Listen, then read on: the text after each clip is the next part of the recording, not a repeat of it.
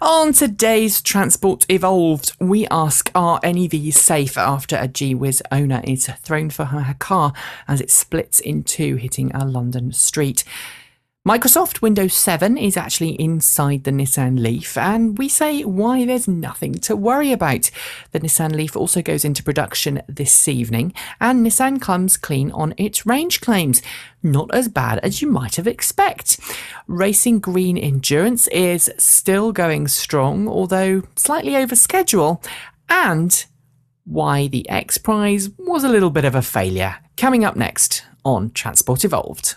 Transport Evolved is sponsored by owning an electric car. All you need to know about owning an electric car, www.owningelectriccar.com. And also sponsored by our good friends at audiblepodcasts.com. To claim your free audiobook from a selection of over 75,000 titles for your iPod or MP3 player, head to www.audiblepodcast.com/Transport Evolved. It's time to evolve your transport.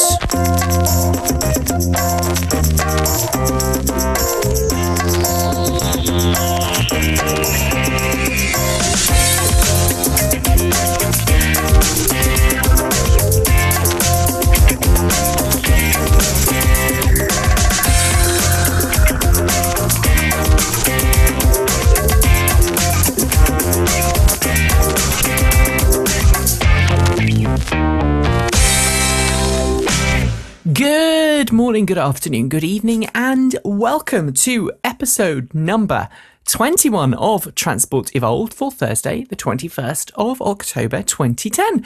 My name is Nikki Gordon-Bloomfield, and I've been driving a Tesla this week. More on that later on. I'm your usual host to this little hour's roundup in the world of green vehicles with a heavy emphasis on things with plugs. We've only got one guest with us today, and it is the fantastic, wonderful Mr. Brad Berman of PluginCars.com. How are you today, Brad? I'm fine, thanks, Nikki. How are you? I'm doing great. Let's have you both on the screen at the same time. It's going to be a really easy show for me to edit today because there's just two of us on the screen, as it were. So that puts a lot of pressure on me, doesn't it? Yeah, you've got to do lots of talking today. But hey, we've got so much, going on. Last time you were on the show, you were getting ready for your big conference. How did it go? It was amazing. We're so pleased. It's a first-year event in the Bay Area. We were targeting 5,000 people to come, and we got very close. We were just under 4,000 people. Excellent. And, a lot of test drives and a lot of good public programs. Very pleased. Great turnout. Really good vibe. Beautiful spot. Next year, you promised last time. I know. You said you were coming next year. Look, just here, you won't be able to see the video, but just here is my new passport with my terrible, very horrible passport photograph in the centre there. So I have my passport next to me. More on that in a second, but I will be coming, hopefully. We'll get over. Now, if you are watching live and you want to take part in the show, in the chat room, there is a way that you can do that. It's very simple. You head over to www.transportevolved.com/live, and you will see in the window there on that screen, there's 4 people viewing. So I'm hoping, if I now choose myself a nickname, I'm going to use Nikki today. Very original. You'll see it connects to the server, and you'll see that apparently the nickname is already in use. Someone has already chosen that one. I'll choose another one, and then I'll connect to the chat room, and you'll see hopefully that there are people in the chat room chatting away, talking about today's show. And it is a great way to keep in touch with what we're going to be talking about today. And throughout the show, as always, what happens with this little computer here is I'll pop up some of the stories that we are going to be talking about in today's show. Now, there have been some big stories of the week. There was a big story last week, Brad, which we did talk about in last week's show, which we called Vaultgate. Any ideas why? Any ideas why it's called Vaultgate? Why it's a controversy? Yeah. I mean, actually, I caught wind of this in January. Yeah. So that was 10 months ago. Yeah. So it's been brewing for a while, and I mean, you want to explain what the brouhaha is? It's the whole thing of the Chevy Volt, all under certain circumstances might use its gasoline generator, as Chevy has been describing it, to drive the wheels.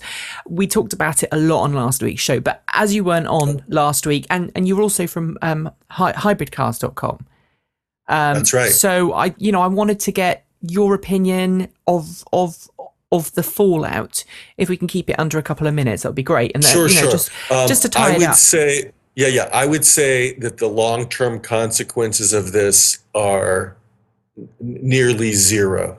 Yeah, absolutely. The people who understand these understand and or care about these distinctions are very far and few between. I mean, we're dealing with a car buying public and a car driving public that is really trying to just is, put it this way, is lost in the sea of just understanding the technologies, like what's the difference between a hybrid and a plug-in hybrid and an electric car, much less the fact that this particular model only on certain conditions after the first 40 miles the batteries are depleted to a certain level, and under only certain conditions like a load that's similar to 70 miles per hour or certain other kinds of loads, not necessarily related to the speed, will use multiple clutches to connect, have either a direct and or indirect connection between the gas engine and the wheels. Come on. People are just not going to really care about that. They're going to ultimately care, does it stay in EV mode for most of my driving? And when it doesn't, what is the effective miles per gallon? I'll add one caveat, though. Go on. When you start to create the list of little half, quarter, or maybe three-quarter truths that GM over the years has put out about the Volt, like the 230 mpg gate. How about that one? How about the 50 mpg gate of, like, that's the mileage it's going to get, after the batteries are depleted. Right. And the fact that, it's, rated, the invention of the term extended range electric vehicle from the very beginning. So when you add those upon other past experiences that we won't talk about, like who killed the electric car, then you start to say, well, let's get past that. Can't we just stop all that marketing spin? Good luck with a major automotive OEM of any kind, but it starts to leave a little bit of a taint. But that's only for us super geeks that are into this stuff, and for most people, it's a non-issue. Mm-hmm.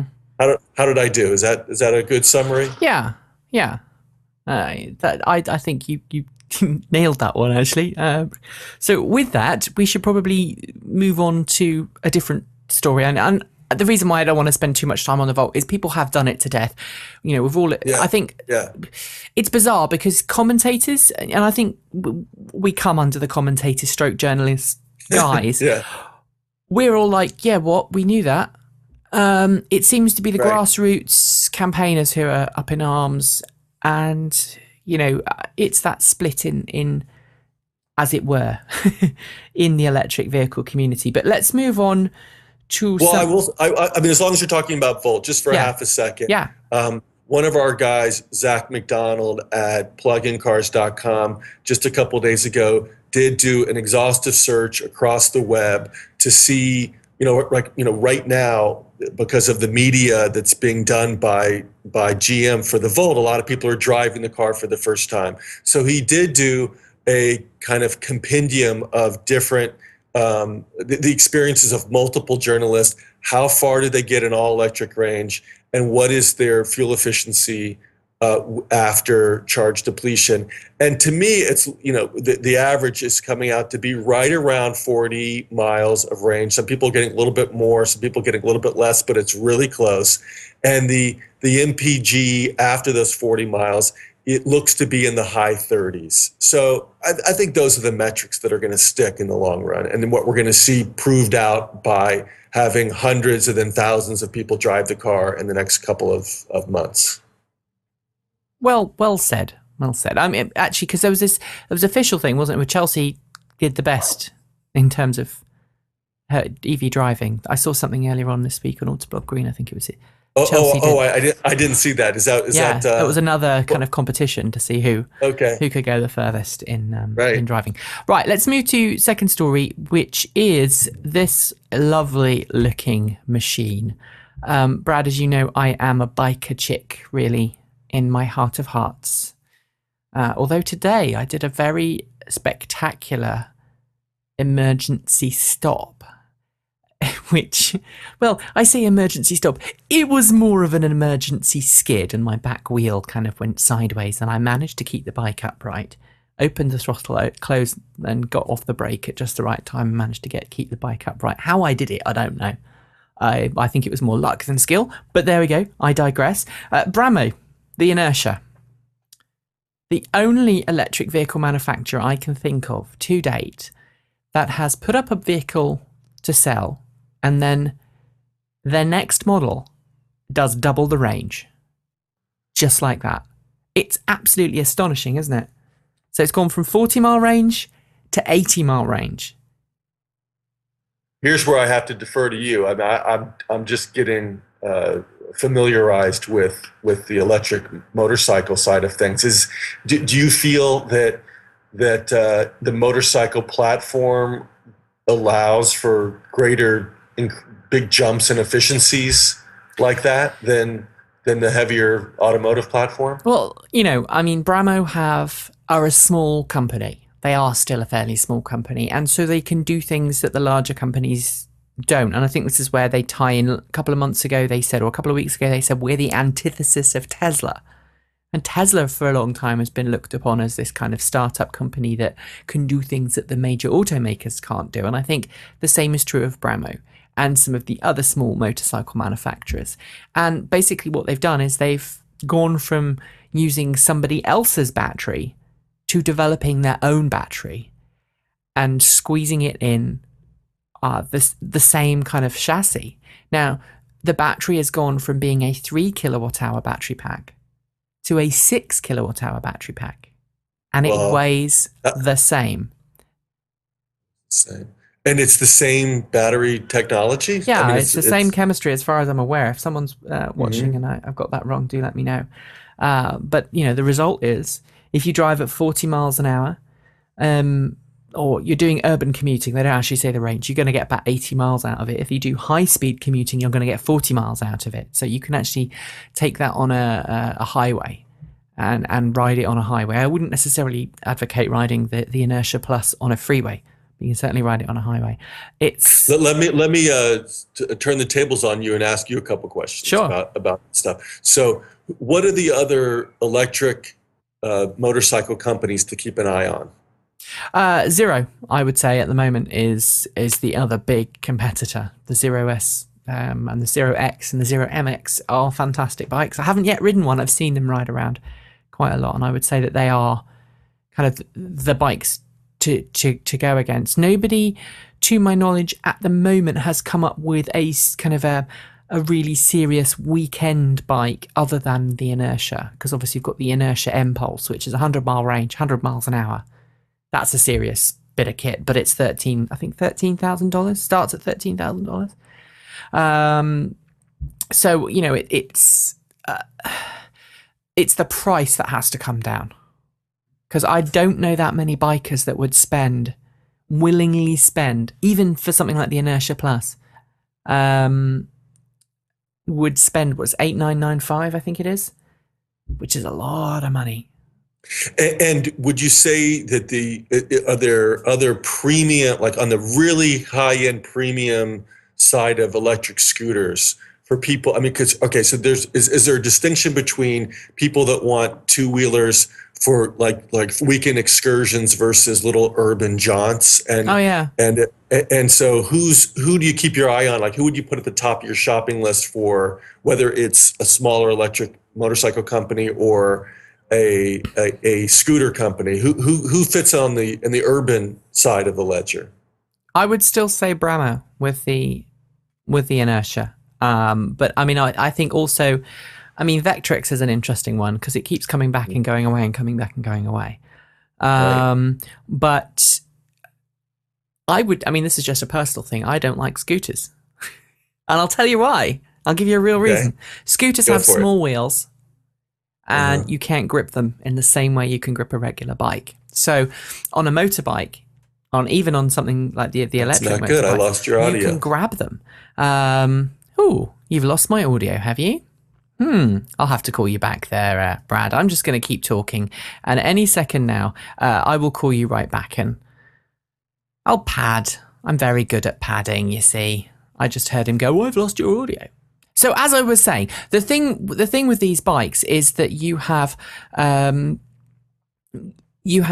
ability to grip between your legs, basically, and you can lean the bike into the corner because you're gripping. It's like horse riding. You ever ridden a horse, Brad? Very only a couple times in my whole life, to be honest. Right. Okay. So it is a Right. little. Well, I can envision that. I mean, you need to grip the chassis so that Yeah. Yeah. you can maneuver. If it's just separately jostling back and forth, you can't really get around a corner. Right. And that is exactly why I would say you should, you know, you should go for the bike rather than the scooter. But there are applications where the scooter is better. You know, if you want to go around town, God forbid, but if you want to just go to work in your nice loafers and your Italian pants and whatever, and Right. you Right. just Right. want to Right. wear this cute little hat on top, then fine. You know, it's your life. You do what you want with it. We'll come on to safety in a second. Basically, if you don't want to turn up at the office looking like you've just ridden in the TTX GP, Right. scooters are ideal. But if you really want to, I think if you really want to have the safety and you want to have the handling, it has to be a full scale bike. And now we're going to have loads of people writing in. One of Right. which I hope is David Heron, because I know David has a scooter, and I'm hoping he will listen to this and kind of come back at me on that one. So let's go on to the next story now, which is a really sad story this week. I don't know how to start this. The G-Wiz. What do you know about the G-Wiz, Brad? Neighborhood electric vehicle, right? Yeah. Beyond that, not much. Okay, so neighborhood electric vehicle designed by Riva, which is an Indian firm. Right. It's passed homologation in the UK as a quadricycle. We have this weird rule in the UK. We have NEVs, which are actually quadricycles, and they're allowed to go faster. You know, the G-Wiz that I used to have did 50 miles an hour, and I think that's the standard top speed of the new models, 50 miles an hour for the G-Wiz, the Riva DC, the Riva AC, and the Riva AC or IAC, which is the lithium-ion version. Top speed of 50 miles an hour, but they don't have to have quite as stringent crash tests. They don't have to have airbags. They don't have to have the crumple zones, as many of them. They don't have to have things like seatbelt pretensioners. 50 miles per hour. Wow. Because the NEV standard here It's is 25. Right. Yeah. But then in certain states, like I think Kansas, you can drive on 40-mile-an-hour roads, which is just insane. You know, it's back to the scooters. You know, as far as my advice to anyone considering an electric motorbike or scooter, if your electric motorbike or scooter cannot keep up with traffic, you should not be riding it. Right. I don't care if it costs you less. I would much rather see people not riding them than riding something which is inherently dangerous. And I'm going to come down on the side of NEVs now, and I'm going to have a lot of people get cross with me about this, but NEVs are inherently unsafe. Why do I say this? Well, look, take a look at this. Earlier on this week, and this is a tragic accident, and my sympathies go to the woman involved. This is an accident in London. The G-Wiz has never had an accident like this before. It's never happened. This woman was in her G-Wiz in Hendon in London, and reports at the moment are a little bit shady, but the general gist of it is that she hit a wall. She either hit a wall or she was involved in a collision with another car, and her car split in half. And I say that, car, but it's not really a car. The G-Wiz really is an NEV, neighborhood electric vehicle. That's So 48 volts. how long did you drive it? I had one for about 3 months, which someone gave me, and then I used for a bit because I thought, I'd been bashing G-Whizzes for a long time, and people said, look, you should just try it. This is a free one. Do you want to try it and see what it's like? Okay. free electric car is better than no electric car. At the time, I was out of a car because mine had broken down, and I thought, well, we'll make this as a temporary measure. Now, I should say a couple of things. I was the only person in the car for 95% of the time. And, I made that calculated risk. I knew that it was an inherently unsafe vehicle. I'm not. Did it feel unsafe when you were in it? Oh, it feels a bit like a go-kart. Yeah. Right. It feels top heavy. It feels unhappy on its wheels. But because they've got a very low center of gravity, because they've got these big hulking lead acid batteries, it's old battery technology. It sits low down on the floor. It makes, it goes around corners and it leans. Certainly that was my experience. But at the same time, the G-Wiz is inherently an ABS vehicle. It's not got huge amounts of metal in it. It's mainly ABS. And it rattles and it makes lots of noise, and the doors, there's big gaps in the doors, it's not a well put together vehicle. It's not a high quality vehicle. It's not, you can't compare it to something like a Nissan Leaf, something like a Chevy Volt. You can't compare it to even to something like a sedan. Can you compare it to other NEVs? Have you driven? It's just like a Zap Zebra. There's Zap, but how about Gem? Gems have always come across as actually being slightly better built. Right. Exactly. It was a Chrysler product, right. I believe. Yeah. Right. Yeah. So right. And they've built more than anybody, and they're sort of purpose built for retirement communities and things like that. They have a greater lineup, and it just seems to me better built. Right. And I think.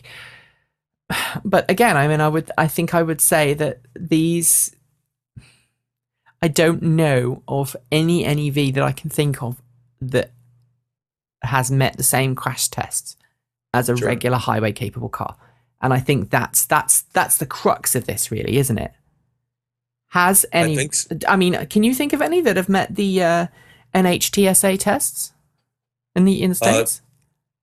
I don't think so. The controversy from a couple of years ago was in Canada. Did you follow that? Yeah. Where they were actually, they were banned in several of the provinces, I believe. And all you have to do is go to YouTube and see those crash tests. Yeah. With various NEVs, or you could just do the door closing test and just what sound does it make? And it was interesting because that's something that even comes up with with how solidly built the Chevy Volt is. The first drivers in the customer advisory board are saying, well, it makes a thunk when you close the door, right? It doesn't make a ping.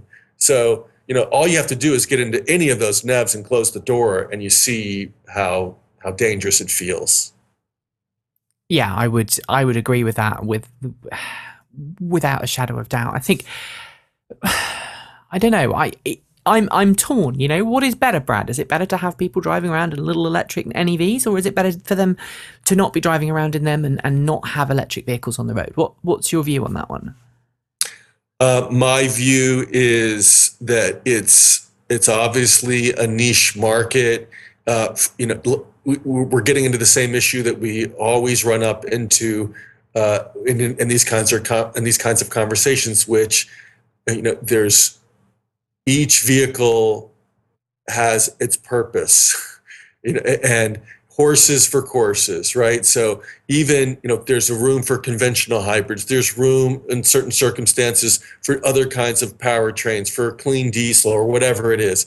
There's room for various kinds of electric, plug-in cars, and there's probably room for neighborhood electric vehicles in neighborhoods. And I think we're finally at this era where there are mainstream electric vehicles like the Leaf and other cars coming along, Coda and Focus EV and a bunch of other cars that are going to make the neighborhood electric vehicles are going to really sort of firmly put them into the category that they belong, which is, for low speeds. Right. I mean, it would be how fast was this woman going that was in her okay. There's a couple of facts here. She was on the A41, which is a main thoroughfare in London. It was fairly late at night, but for most of London, and I don't know about the A41, I've been trying to find that out, most of London is 30 miles an hour speed limit. So let's say, for argument's sake, she was even driving at 40 or even 50. A vehicle that splits in half doing 50 miles an hour, it should never be allowed on the roads. Right. I don't care, because, I'm saying this as a mum. When I drove around in my G-Wiz, I wasn't a mum. I didn't have kids. Right. I would be mortified if my kids were in that car and something had happened. I'd survived. I mean, in this case, they said the woman was thrown clear of the car. But again, reports are, the police haven't really released that much information. And at the moment, there's question as to whether she hit a wall or whether she hit another car. But I mean, we'll go back to this picture of the actual accident.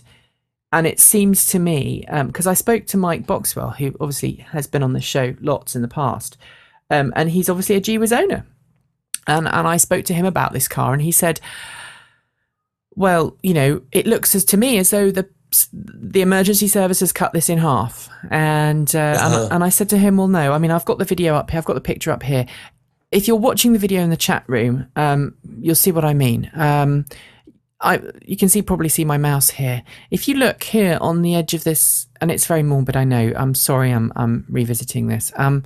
If you look here, there is a chalk mark underneath the rear left wheel of the G-Wiz, which is on its side on the ground. And then if you look at the front half of the G-Wiz, which is actually still the correct way up, minus its roof, there is another chalk mark marking the front right wheel.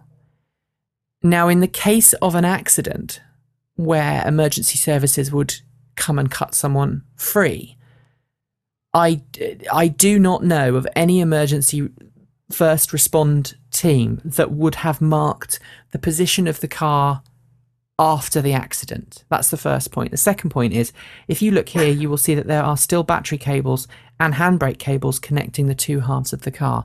And again, in a situation where emergency responders would have come along and cut the car in half, the handbrake, the parking brake cable would have been cut as well. And finally, the reports say she was thrown from the vehicle.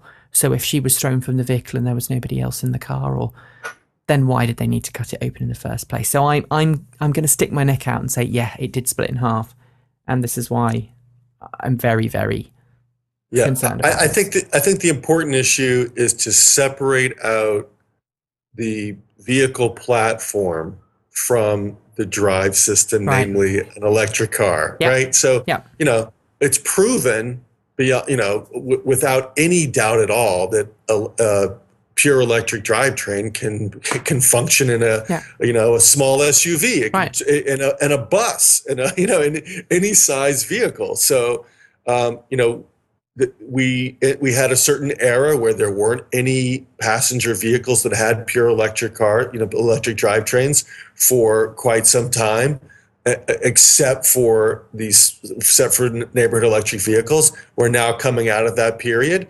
And let's just be clear that a gas-powered car that's the same size as the G-Wiz is dangerous, right? So I think the important thing hang on. The movement, because I'll just jump in here and say, smart car is the next thing that the people cite again and again and again. The smart cars are dangerous. Smart cars are dangerous.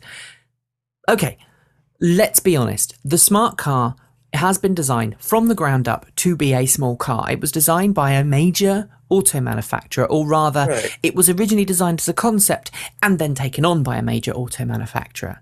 Right. They Right. use I think they call it the Triniton safety cell, Right. which The cage. encompasses the whole of the vehicle. And if you look at my smart car, there is a crumple zone, but very carefully, smart cars are designed to be written off.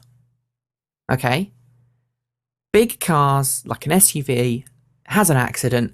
Well, you might need a new fender. Okay, you might need some new steering alignment. You might need a new hood. But the car can be repaired. Smart car gets smashed up. That's it. It's a throwaway vehicle. You go and get a new one. The safety cells in the smart cars have airbags. They have seatbelt pretensioners. Exactly. They have side Exactly. impact bars. And so, I get really sick and tired of people kind of putting something like the smart car, the Smart for 2, 2010, 2011 Smart for 2, in with Right. vehicles like NEVs, because it's not an NEV. It is a highway Right. capable vehicle, and it is inherently safe. I agree completely. And I think there's obviously one thing I want to be very clear about is smaller cars can be extremely safe, right? Yeah. I mean, matched up against in a head-to-head collision with a big SUV or something like that. Okay, there's more risk there, but the SUVs when they're on their own, and single vehicle accidents are, from what I understand, even more deadly than the smaller cars. So Right. we don't want to start branding every small car as being dangerous. There's a difference between those that have taken safety measures, like you say, like the safety sort of the cage that's borrowed from race cars that was put into for the smart, or all the airbags, right, that are commonly with smaller vehicles, and if the Gee Whiz had been built in such a way, or some of these neighborhood electric vehicles have been built in such a way that they have all those systems, then they would be just as safe. So we don't want to start putting down all small cars. But let me ask you this question. What about the Think? I mean, there's a sort of a category of smaller cars like the Think, which I got to just drive a couple weeks ago. Just it was a short little stint, not a couple blocks really. And the plastic body, it's kind of this category. I'm trying to think what else is. I mean, I don't think Mitsubishi i-MiEV fits in there. No. I think that not at all. But Think, and how about? And I'm sure that Volkswagen's plans for the what's it called? Remind me here. The Blue Motion, the E-Motion. Right, Yeah. right. I mean, I don't think that fits in it either. But what other car fits into that in between category between NEVs and more like the next step up in terms of safety I would sort of guess that Think belongs more in the Mitsubishi i-MiEV category, although when you get in it, it just doesn't quite feel as substantial. I tell you Maybe what it's vehicle fits in that category better, and I would say it's the Aptera. Okay. They are small manufactured vehicles, small production manufactured vehicles. Right. Okay, Think, Right. Think made a big song and dance last week. They've made 2,500 Thinks. Big deal. Nissan have taken 20,000 pre-orders for the Nissan Leaf. And tonight, by the way, the first production Nissan Leaf is rolling off the facility in Japan. We'll come to that in a bit. I would say 3 criteria. Can it go as fast as I need it to go? Can it safely travel on roads? I think this should be a legal requirement, not to put, if you've got a car that can only do 60, or you've got a car that can only do 75, don't let it go on roads where the speed limit is, it should be able to do at least 10 miles an hour over the speed limit. I would say that's the criteria for that. Does it have NHSTA or NTHSA, whatever it is, testing? Yeah, NHTSA. Yeah. Does it have NHTSA ratings? If not, I'm not interested. And and thirdly, does the company have a good reputation for safety? Does that company take safety seriously? Have they put things through the safety measures? Now, recently Volvo has taken a big hit because Volvo has become so complacent with its safety. It's had some issues lately. with some public demonstrations of its auto stop technology, which went a bit awry. But there we go. But anyway, someone in the chat room just said to me, would I take my children on the back of my motorbike? No. They've asked me lots, and I'm refusing. And when they are 12, around about the age of 12, when they are big enough to wear full crash gear and hold on, then maybe I will consider it. And I'm confident in my skills as a rider. Would I ride with them on the motorway? No. Would I ride with them around town? Maybe. But actually, I would argue that if you are on the motorbike, I mean, look, I just happen to have it here. This is my motorbike jacket. Let me switch camera so you can see this better. This is my motorcycle jacket here. Okay, it has armored arms. It's got armored elbows. It's got armored shoulders. It's got a back protector in it. My pants that I wear on the motorbike, they're all, hip protectors, knee protectors, leg protectors. It's got, I wear a full crash helmet. I wear armored gloves. And if my kids are on a bike with me, they would wear that too. In a G-Wiz and an NEV, you're just going to be wearing jeans and a t-shirt, aren't you? Or maybe that's what we should say. If you want to drive an NEV, fair enough, but you've got to wear a crash helmet. Yeah, I mean, I think if we're trying to move things forward with critical issues like oil dependence and the environment, then these electric vehicles and other plug-ins have to compete directly on all the same safety standards and safety ratings as their gasoline counterparts. Yeah. So that you're not saying someone, John Q. Public walks into a Nissan dealership or a Ford dealership or a Chevy dealership or any dealership, soon enough, and the star ratings for safety on the gas versus the plug-in, it has to compete. Otherwise, you're going to start losing people. So, in every sense of in every possible sense, they have to compete. Yeah. And that's what we're looking for. Okay. Well, we're going to come back after a quick break. Very, very quick break because we had quite a long discussion here. The show is running over a little bit today, but that's okay. Our show, as you know, is sponsored by the kind folks over at audiblepodcast.com. If you've not heard of Audible, why not? You should give it a go. Audible is a great way of getting audiobooks on your iPhone, your MP3 player, your car stereo to listen to on your way to work. And in fact, I just want to show you here last week's Audible pick we had on the show, which was, I think it was The Boy Who, I'm just trying to remember the name of it now, The Boy Who Harness the Wind or something. I'm just trying to... Oh, yeah. I actually have that on my audiobooks just to prove that I do listen. This is what I was listening to last week. See? Audio presents The Boy Who Harnessed the Wind. There you go. That's what I was listening to in the car the other day when I was running some errands around town. Great way of listening to audiobooks. And this week's pick is Internal Combustion by Edwin Black. And it's a book we've featured before, and it reads thus.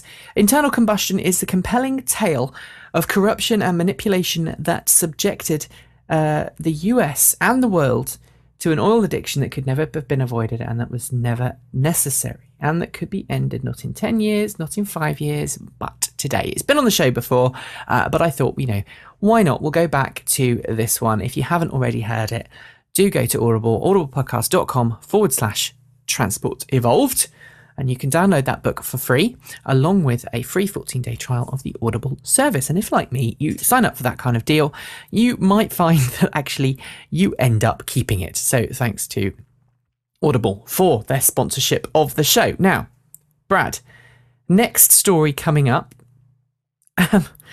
This is another one that's going to cause howls of anguish from certain sectors of the world. Microsoft Windows powers the Nissan Leaf. Did you see this story this week? I did see it. Okay, so let's talk about this. Nissan Leaf. It was actually your story. Oh, okay. Right? Well, it was a story. I didn't break it. I mean, I think Audible Green got it first, and a couple of other sites got it as well. CNET. I think we got ours directly from Microsoft and Nissan and CNET. But come on, I mean, people. There was one post I read that went, "Oh, here we go. Watch out for cars crashing everywhere and malware everywhere and planes falling out of the sky and dogs and cats marrying each other and living together." I mean, come on. It's Microsoft Windows. Okay, we all know Microsoft Windows, the desktop version of the operating system, has some issues. I'm saying that as a fully paid up member of the Mac Club. You know that, I'm a Mac fangirl. I use Macs because I find them more suited to the way I work. That doesn't mean that I can't use PCs as well. In fact, I've got Windows running on this machine here, which is my flight sim machine, because I don't know if you all know this, but I like flying. I have an issue with actually physically flying because it's the whole carbon footprint. So I actually fly virtually, and I learn to fly airplanes. And sometimes in the evening, I can be found in my studio playing on flight sims. But, Microsoft Windows 7 is fairly widespread now. It has some issues. Microsoft embedded platforms don't have the same issues as PCs. And this is basically the gist of what I was trying to get at earlier, which is you don't go to strange websites and download things. You don't get emails from people which contain viruses. You don't necessarily modify your system in the same way with embedded devices. So I think all of this worrying about Microsoft Windows being in the Nissan Leaf is nonsense. What do you think, Brad? Yeah, I think it's a non-story. I mean, there's embedded computer systems in so many vehicles. Yeah. And, whether it comes from, these divisions within Microsoft or within other kinds of companies that specialize in embedded automotive software, it's purpose-built. It's the same safety issue again. It wouldn't be put in unless it could perform the tasks that it was set out to do. Now, the Toyota issues from earlier this year, God, it's hard to believe it was this year. Unintended sudden acceleration, is that what we're talking about? Well, it's that, and it's, certain braking systems and things like that, where it actually cast doubt, drive-by-wire, brake-by-wire, every, mechanical systems being replaced by digital systems in vehicles. The content of cars will increasingly be electrified, digitized, and wired versus mechanical, right? And so where the scare, the big bugaboo during that period was suddenly cars are going to, like HAL in 2001 Space Odyssey, are going to start to take over, and all of the possible little glitches and problems that can exist with software will suddenly, ruin us and send us over a cliff. And I think that there are going to be hiccups along the way. There are going to be certain problems, safety problems in every kind of system. There's double, triple, I don't know how many levels of safety and fail safes in these kinds of systems. And get used to it. This is where cars have software. But full stop. I mean, come on. I don't know about you, but I've been in a car where the accelerator has been stuck, and it's a bit of wire that goes from the bottom of your pedal to the carburetor. And I've also been in an EV where the fail-safe mode was that the throttle was stuck open. And there was another fault with it, and things break. And as I say to my daughters, because one of them is unfortunately rather accident prone, sometimes things break because we do things with them that they're not intended to do. And sometimes things just break because, well, things break. It doesn't mean it's badly designed. It means that there's a flaw that has become apparent either because it's just been used lots, it's not been looked after, or it just happened. Just bad luck. And I think, I think I said in the article, it's unlikely that this Microsoft Windows system is going to take control of your car and stop it from, make it accelerate suddenly or stop suddenly and steer suddenly. But there's this mistrust, and I think it's peddled by the mainstream media of technology. And you know why that is? It's because the mainstream media does not understand and does not like computers. The BBC are guilty of that, and we see it time and time again on the BBC.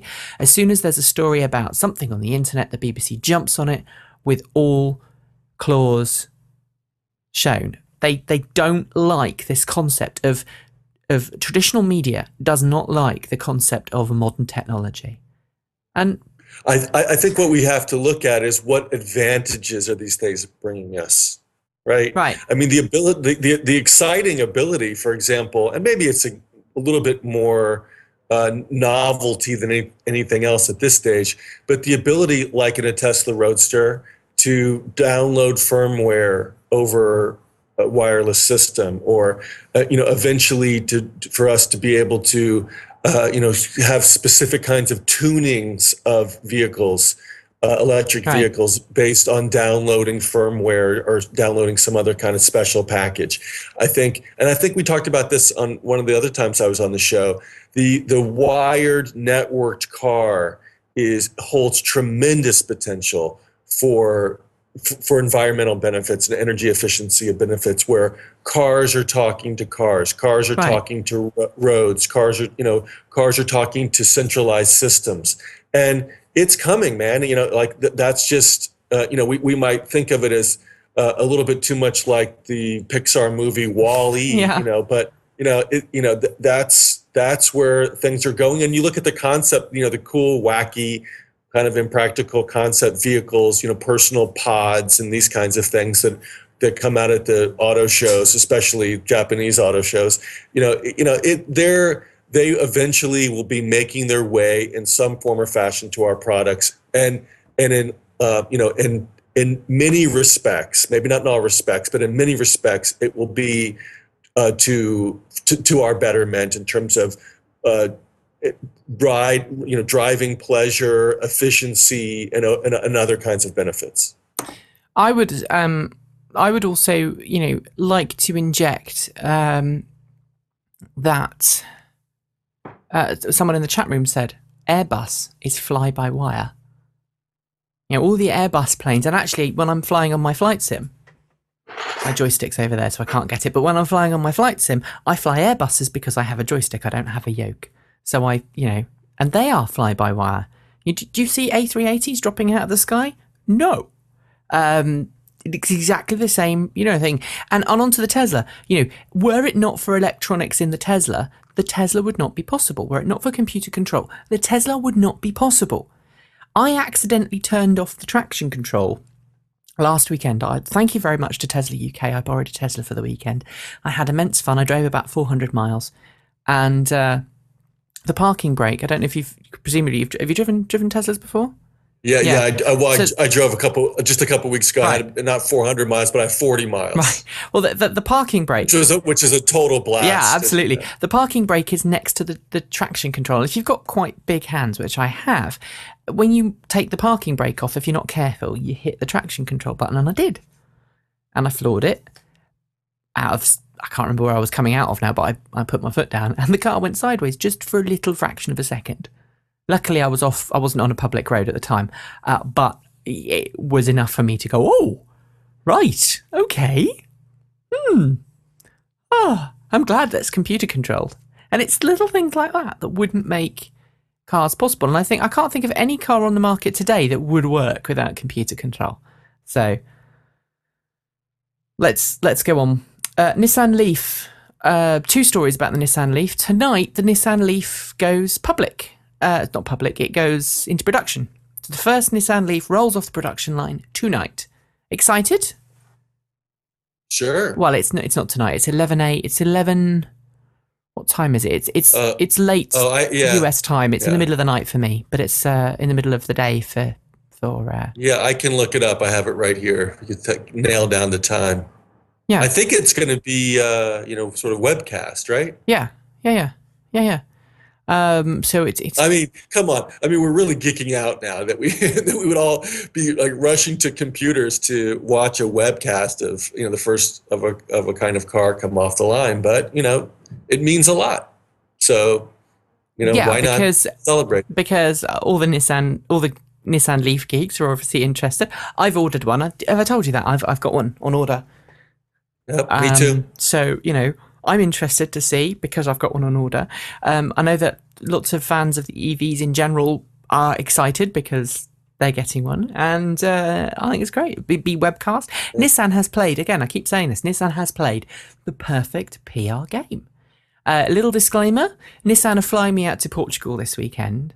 So nice. I'm trying to be as impartial as I possibly can be. Nissan are flying myself and 24 other journalists journalists stroke bloggers out to Portugal this weekend for a weekend of test driving of the Nissan Leaf, which is going to be fantastic. Yep. So, I'm trying to be as unbiased as I possibly can be, but obviously there is just a little bit there because they're paying for my flight and stuff. Sure. Take that into consideration and we can take it from there. And also on Nissan Leaf, their simulated range. Did you see this one? No. They did a post. This is one from All Cars Electric, not by me, by Nelson Ireson. And it basically said that Nissan have come up with a list of what you can get in terms of range, and they've said if you absolutely hammer the car, you will get, I think it was sort of 60 or 70 miles, around that 70-mile mark, and that's based on it being really hot, lots of freeway driving, AC on.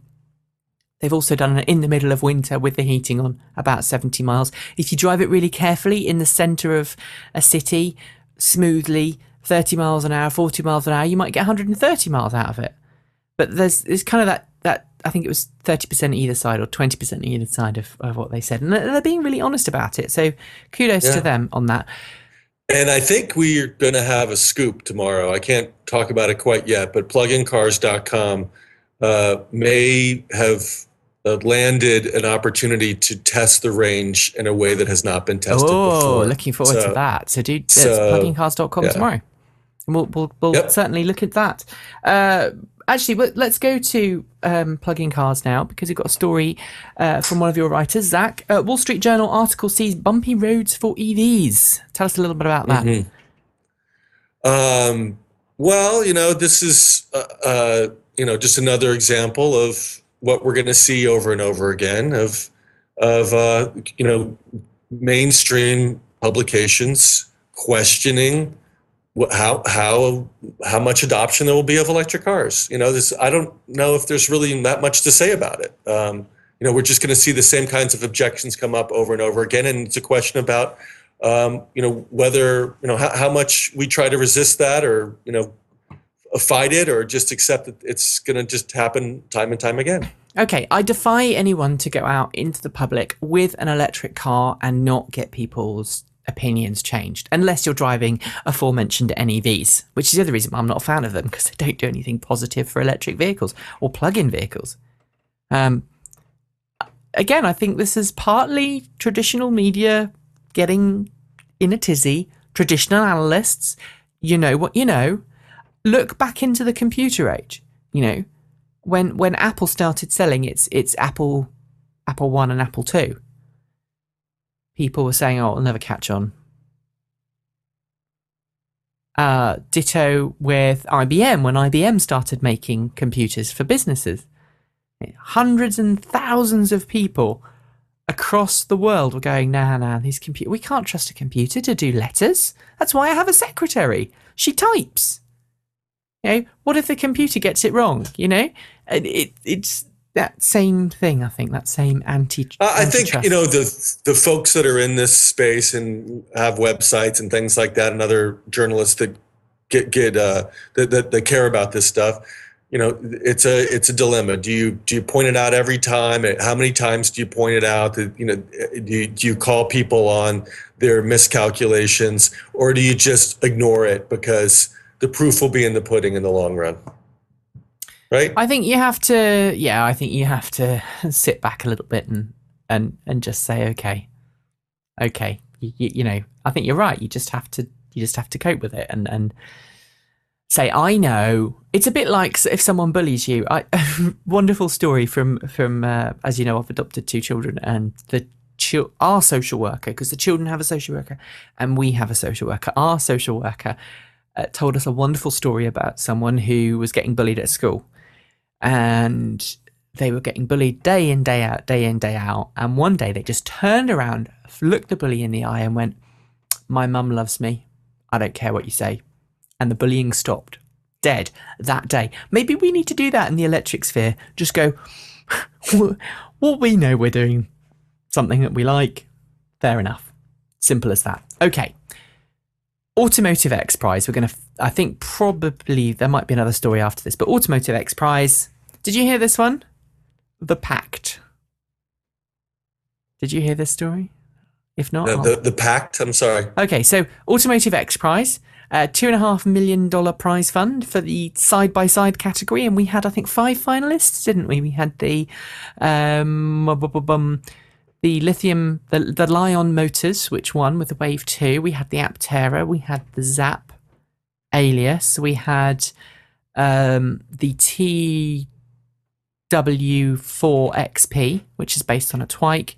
And then we had the Finnish company, whose name escapes me, Team Raceabout. Okay, so 5 finalists for that $2.5 million prize fund in the X Prize, which, as you know, was a kind of a competition to try and find the next generation of electric vehicles, or the next generation of ultra fuel efficient vehicles. Actually, it was 100 miles per gallon or equivalent. Right. Now, of the 5 finalists, in the final days of the track testing, because basically what happened is it's been a long process, the final day of track testing, before they went into validation, on that final day, there were less than, I think, a couple of seconds separating all 5 teams. 4 of the 5 teams, therefore, sat down and in a jotter, a spiral-bound jotter, wrote down in pen a contract. If I win the X Prize, I agree to split the funds with the other teams in the following way. We will get $1.7 million. The person who comes second will get $400,000. The person who comes third will get $200,000, and the person who comes fourth will get $200,000. That's $2.5 million split 4 ways. $1.7 million for the people who actually did come first, then $400,000, then 2 lots of $200,000. Okay, so Lion Motors were one of the teams who signed the papers. And this story surfaced this week, and it's a wonderful, wonderful story. I don't know if it's going to do much for any of the teams who took part. But the guys who came second, Team Raceabout, were, no, look, we're going to win. We're not going to sign this stupid contract. It's pointless. They came second. They were the only people with a full 4-wheeled, standard-looking car. All the others looked like something out of Star Trek. But is this in that secondary category? This is not in the mainstream category. This is in right? the side-by-side category, which was side-by-side. Okay, so the E-Tracer won the alternative category. The other category was the side-by-side, and obviously Lion Motors won that. Well, the Edison 2 won right? the overall prize, yeah. Overall prize. I think Because we just posted a story about that on hybridcars.com, written by Chris Ellis, and he asked I think the big question is, Automotive X Prize, what went wrong, right? Yeah. And he points to, if I have this right, it's really the fact that there's no minimum car weight. Yeah. As sort of the key issues, as well as issues about other dimensions of the car to make sure that it wins this, that it passed the cornering, the cornering speeds, right? So I think what happened, at least in that category, is the contestants, as the original objective of the Automotive X Prize was to try to point in a direction of a vehicle that could get 100 miles per gallon and be put into production. Yeah. Right. And as the rules and as the contest evolved and the rules changed, it became more about gaming the rules. Yep. To and the end result is nothing that could ever see mainstream production. Well, we've talked about this So, with Chelsea Sexton before as well. I mean, yeah, I think we bizarre talked about it nature as of well. I mean, but it's kind of funny. I mean, it's kind of cute. I think this is a cute story.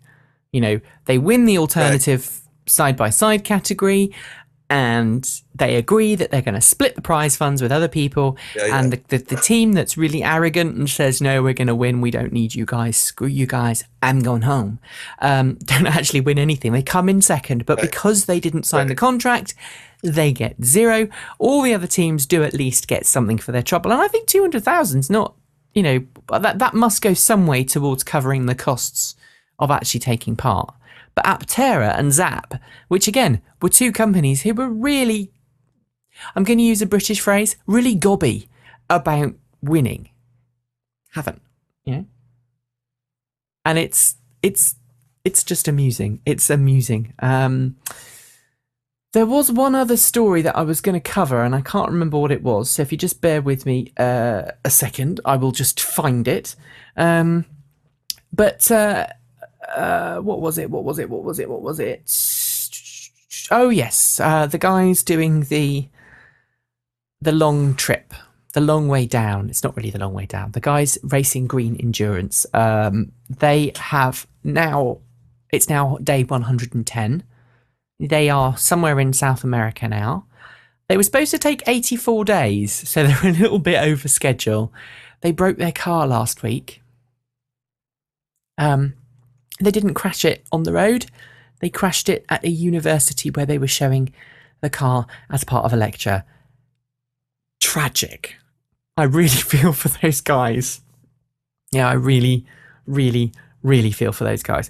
And finally, let's just say I am so blown away by the Tesla 2.5. The Tesla Sport 2.5. Was it the 2.5 Tesla Sport that you... Sorry, the 2011 Tesla Sport 2.5. I think it was 1.5. Right. I'm pretty sure. Well, I drove it, as I say, drove it last weekend, and wow. I think if anybody who doubts the power of electric vehicles should have a go. You know, I think I did about 15 people out in the car, and they thought it was just wonderful. They really did. I mean, there were people who actually just got completely blown away by this vehicle. It was just so fast. It was just so well built, and it was just so beautiful, you know. I mean, I'm just getting these pictures up now. These are some of the photos that one of our fantastic photographer for the weekend, Phil, took, and it's just such a beautiful looking car. Getting in and out of it is a bit of a pain, must be said.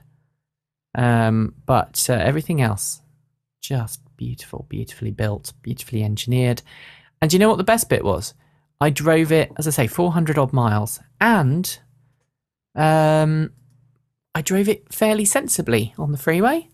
I drove it all the way from London back to Bristol, which is 120 miles, and it you know, put the cruise control on and it was fine. And I had lots of people afterwards going, what do you mean you were sticking at 70 on the motorway? And I went, yeah, that's all I really wanted to do. Occasionally I had a bit of fun with other people, but it worked as a commuter car. And this is the fantastic thing, and there's an article coming on later on this week on that. Is the Tesla a commuter car or a sports car? Brad? Well, I suppose you could get used to it as a commuter car, right? I mean, it's just so much fun to drive. You know, I might not put it in the commuter category because of how much it costs. I mean, when I hear commuter car, I think a car that's going to do, you know, daily duty for a lot of people. But, you know, certainly, you know, for some people, they drive solo. Yep. You know, I suppose it could work as a commuter car, but it's just so fast that I think it doesn't serve anyone's purpose really to describe it like that. I mean, it could be made to do that service, but that's not really what it's. You see, I would disagree, because I mean, we had Chad Schwitters on last week. He's got one, and I think he commutes in it. And I believe that one of our other regular guests, Michael Thwaite, he's got one, and he commutes in it. And okay, yeah, it is a fast sports car, but it doesn't have sports cars don't normally have some of the comforts that the Tesla has, and therefore, I was quite happy. I put it on cruise control and I was driving it with, kind of one hand down the freeway, and it was great. But then when you get off the freeway, when you get on a track, or when you want to have a bit of fun, you grip the steering wheel tightly and you take it around the track or whatever, and it acts like a racing car. So it's kind of the best of both worlds. The scary bit though was the 100 kilowatt hours of electricity I fed into that car over last weekend. 100 kilowatt hours. Yeah. Now it should be obviously acknowledged that that's not normal. I don't know that many people who drive 400 miles on a weekend. In an average weekend. Yeah, okay, if you're going upstate to see relatives or whatever, fair enough, but you're not going to take the Tesla for that trip. But it was brilliant. So, thanks very much for joining us today, Brad. People can find out more about you there. Plugincars.com and hybridcars.com. Those are the two spots. Fantastic. Do come on again. You've had a haircut since you last was on, I think. Maybe a little bit. Looking a bit Trying to do it every once in a while. Mine's getting too long. I noticed today that my roots are showing, so I've got to sort that out before the weekend. Otherwise, I'll feel. Someone said to me, "Oh, there's a cocktail party. Bring your evening dress." I said, "I don't think I've got one." Tough to go shopping. But thanks for joining us today, and do come on again. My pleasure. Soon. Okay. And also, thanks to you for watching and listening. If you've got some feedback for the show, don't forget you can email us at podcast@transportevolved.com. We will be back next week at the usual time of 8 p.m. British summertime. That's the last week that we'll be doing British summertime, because the following week, after Halloween, we will be on wintertime in the UK. So it will be 8 p.m. Greenwich Mean Time, or UTC. And I know that some people in the world change their daylight savings slightly differently. But for sake of my sanity, we are going to stick with the British production schedule. I'm sorry. That means some parts of the world, the show will be on a slightly different time. But don't worry, you can still download the show on a Friday, www.transportevolved.com. We're on blip.tv, we're on Vimeo, we're on Boxy, we're on Roku, and of course we're on iTunes, both as a video and an audio podcast. Don't forget to tell your friends, family and co-workers about the show. Go on to iTunes or some of our other sites and give us a review, give us a rating. And don't forget, you can comment about the show over at www.transportevolved.com. And in fact, last week's show, we do have just a little bit of feedback. And it is from, I think it's from John Briggs on the Voltgate episode. And he said, another great show. Thank you very much, John. So Voltgate is overblown, but I think the difference between the Volt and the plug-in Prius are looking smaller and smaller. I was also a bit amused to hear you talk about the future of Tesla being a technology provider, and then talk about Solectrica, not Solectrica.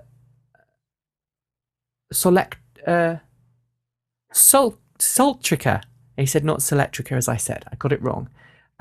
As a has-been company. Actually, it's still alive here in Massachusetts, supplying technology rather than cars, and it split into two companies a few years ago, Azure Dynamics and Solectra Solar. Azure Dynamics still works on electric vehicle projects, and in fact, Azure Dynamics EV drive inverter and the Solectrica residential inverter are the same inside. I have one of these solar PV inverters in my basement. Hope you survived your Tesla test drive. You will need a grinectomy on Monday. Later, John C. Briggs. Thank you very much, John, for that feedback on that. And yeah, I did. I'm still here. And my driving license is still intact, rather surprisingly. That really is it for today's show. Thank you for watching. Thanks to Steve over at graphicspart.com for his help with the graphics. And also to Little Collie, who produced the show. And as always, folks, don't forget to drive green. See you soon. Take care. Bye.